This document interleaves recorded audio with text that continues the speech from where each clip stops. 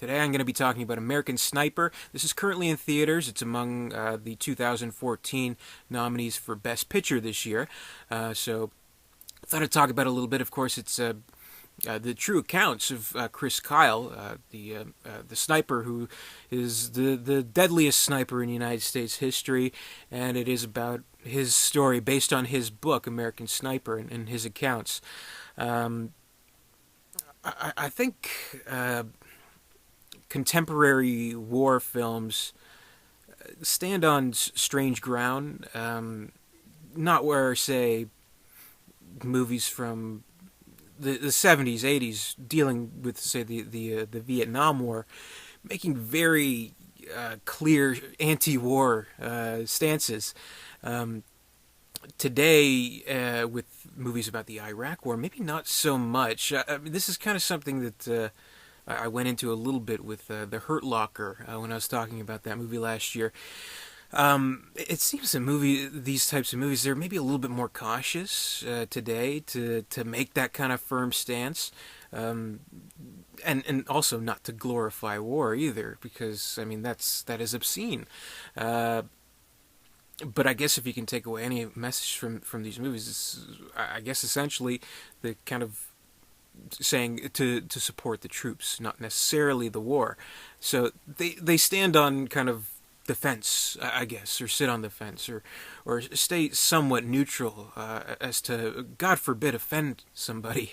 But in talking about American Sniper, Hurt Locker last year, it was an interesting story. You could even take Jeremy Renner's character and kind of almost sort of see him as a metaphor for war itself, unpredictable, dangerous, but not without its purpose that will always, unfortunately, be served. So I thought that was kind of interesting. At least it kind of made some attempt there without getting political, because not necessarily every war movie should be this big political, morality tale or something like that, which we would see in a lot of the Vietnam War era movies. But here with this war, it's a little bit different. And I guess kind of what's being talked about American Sniper is there are a lot of people saying it's very much almost like a propaganda film, like it's so exceedingly, excruciatingly pro-war, that pro the Iraq War, that it's almost insulting, as this piece of propaganda. Whereas at the same time, Clint Eastwood, the director of the film itself, you say, no, this is an anti-war film. This isn't about glorifying war or anything like that. So I mean, there's people can go see this movie and take two different mindsets out of it, which is kind of interesting. How one person may go into it thinking it is kind of like this jingoistic propaganda, kind of whatever, flag waving American whatever, and others will kind of see it as this anti-war warning, I guess. But I would say to see it either way, probably giving this film too much credit. This, unfortunately, it's a disappointing film. It's an unmemorable film. It's a trite and cliched film with not much sense of where to go, which is highly disappointing, because you have this character, you have this real life person, Chris Kyle, who has his accounts on paper in his books, and he is the most lethal sniper in United States history, and there is something strange about the lack of intimacy in being a sniper and having to make these quick decisions, and we do see some of that in the film, but barely. Wouldn't it be interesting to see how this guy's mind kind of ticks? But instead, the movie shows us kind of a story that we could see in a million types of war melodramas. What this movie really shows, I mean, there's basically, aside from the opening scenes of the movie where it shows Kyle's upbringing, shows a little bit of his childhood that kind of establishes mindset and kind of where he's coming from, and showing his training, which, I mean, let's say that's 20 minutes of the movie, his training in the Marines. nothing particularly memorable in those scenes, but at the same time showing his relationship grow. So I mean, that's, you kind of think, oh well, there's better stuff coming maybe. No, that sets up the whole movie. So we have his relationship developing with his future wife, played by Sienna Miller, and we have his military training kind of going back and forth between that. Neither is especially interesting, and that's the movie basically. So what it shows is, it shows his life in the war, all his experiences there, shows his life at home, and kind of dealing with the repercussions of basically post-traumatic stress that is affecting him. But the way it deals with that isn't such a cliched kind of way. There's not a single line of dialogue in this movie that I feel rings any kind of true to the characters or to the overall story. If there is any kind of overall story, whether it's just, a very literal type of adaptation of these accounts of Chris Kyle, it makes no stance in the grander scheme of things, but I don't think it makes a stance by way of its characters either. It is just kind of a listless and lifeless kind of movie, which is so disappointing. It feels like something you'd see, like a Lifetime war movie, something like that. I don't know, Coming Home from War. I mean, that's all it is, showing his service in the military and showing his home life, and all the cliches you could think of, every single cliche you could think of in the home front of things. His wife saying, why don't we talk about this? Him saying, oh, there's a war out there, how can I relax? Things like that. We have, like, one of the most cliched things you'll see about post-traumatic stress being portrayed on film. He's at the mechanic, and he hears an electric drill, and he just kind of tenses up and like it sets off. So he cannot leave the war. He cannot leave the war. Basically, he cannot stay home. So it's all that, and it just plays out in just the most lifeless and kind of cliche way, which is not to take away from Bradley Cooper's performance. I mean, this is a strong performance from a very good actor. He plays the character, I suppose, in the right ways that he should. I would say the main problems with the film is its writing, Academy Award nominated writing, which I don't understand, and the direction, which is a shame, because Clint Eastwood is so much better than this. He's done so many better movies, and movies that I've loved and I have talked about, where he truly understands characters, and he truly understands what makes them tick, and truly understands how drama can unfold when those characters are developed in the proper kind of way. The characters aren't really developed in any kind of tangible way here. They just don't really have any kind of trajectory. Basically, this is a one-noted movie. That's all it is. It's trying to deal with home life, trying to deal with the struggles of war. That's it. And the war scenes, nothing really memorable there. Nothing we haven't seen in umpteen different war movies, Iraq related or otherwise. It's come under some criticism as well for not being the most sensitive portrayal of Iraq and its citizens, and that's, I think, a fair criticism. They even use the word, "Oh, they're savages out there," but at the same time, you can argue that that's the Chris Kyle character. That's not like the movie's message or anything, which I don't think it is. I don't think the movie has any kind of statement that it's making, anti-war or otherwise. It's a lifeless movie, which is disappointing. Where it could have gotten pretty interesting. I mean, the story of Chris Kyle, this is a great story about a great American patriot with great skill, to be this lethal sniper, which they bring up this point in the movie so many times. Yet we don't really see it. We don't see what differentiates this man through his actions. We see a couple of things, but nothing much.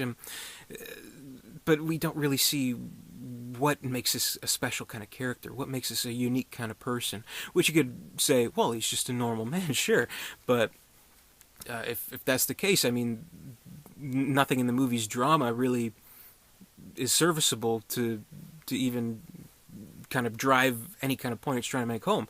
It's just the cliched stuff. So on the nose. He's on the cellular or the satellite phone as war breaks out. His wife is crying on the phone.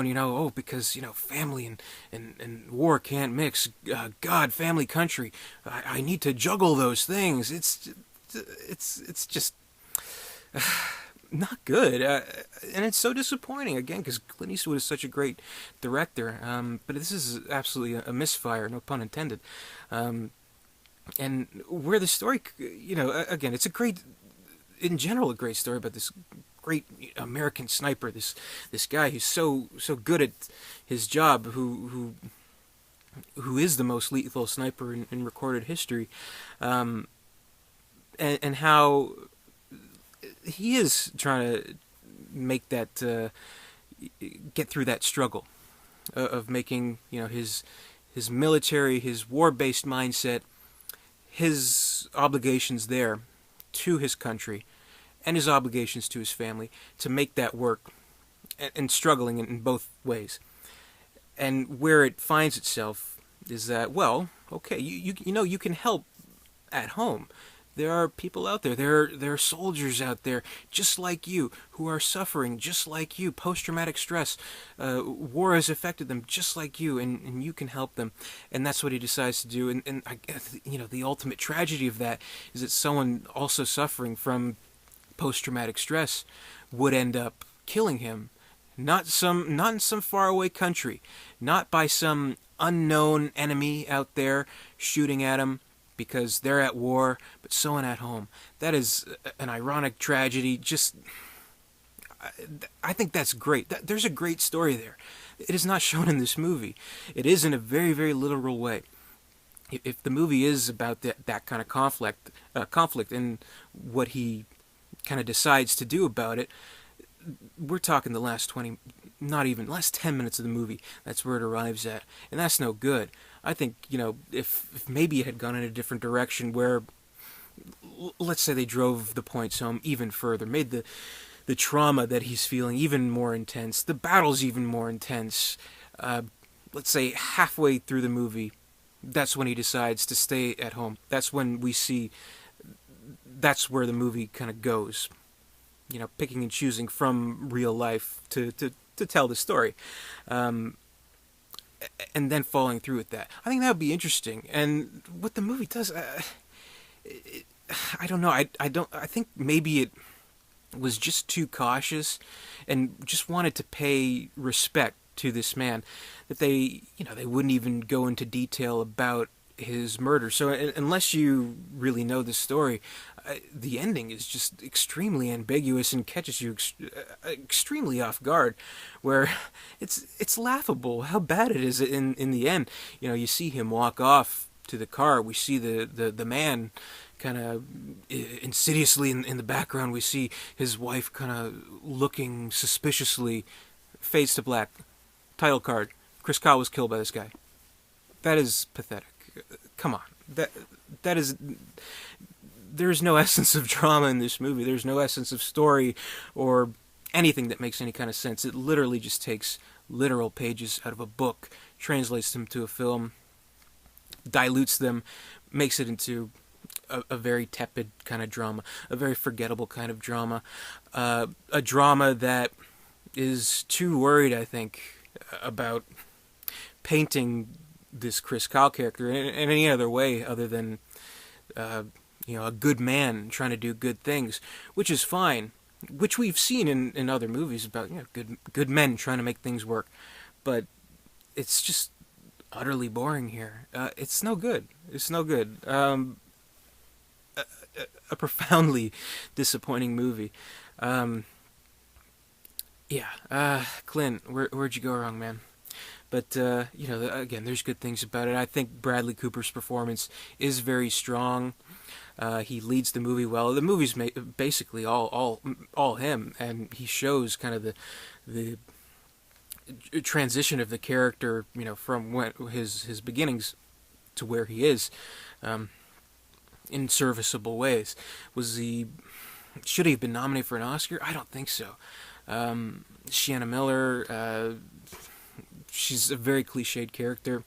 Nothing at all really memorable about her. Nothing memorable at all about any of the other characters in the movie. I think this movie, in trying to pay respects, in trying to remain somewhat neutral, even though Eastwood does claim it to be anti-war, which, again, you could probably make the case for either way, but I think it's giving too much credit to a movie that just unfolds in no particular kind of way, in no kind of interesting kind of way. This is a forgettable movie. I don't think it should have been nominated for anything. So, yeah. Didn't like it. So those are my thoughts. Maybe, not the most popular opinion. I know people are kind of against the movie for one reason or another. Some people, there's probably half and half. Some people love it, some people hate it, but for different reasons. I want to make absolutely clear, it's strictly from a filmmaking, storytelling standpoint that I think this movie fails. There's just really nothing to grasp at. It's like I'm just picking up a handful of sand and everything slips beneath my fingers. There's nothing there, and that's disappointing. But whatever. It'll probably win every single award. So we'll see come Oscar time, which is quite soon. But still, I will have 31 days of Oscar reviews to come, so appreciate you watching this, sitting through my rambling. Whatever. Comment, rate, subscribe, all that good stuff. So that's pretty much all I have to say about this disappointing movie. So, yeah, thanks for watching, and I'll see you later.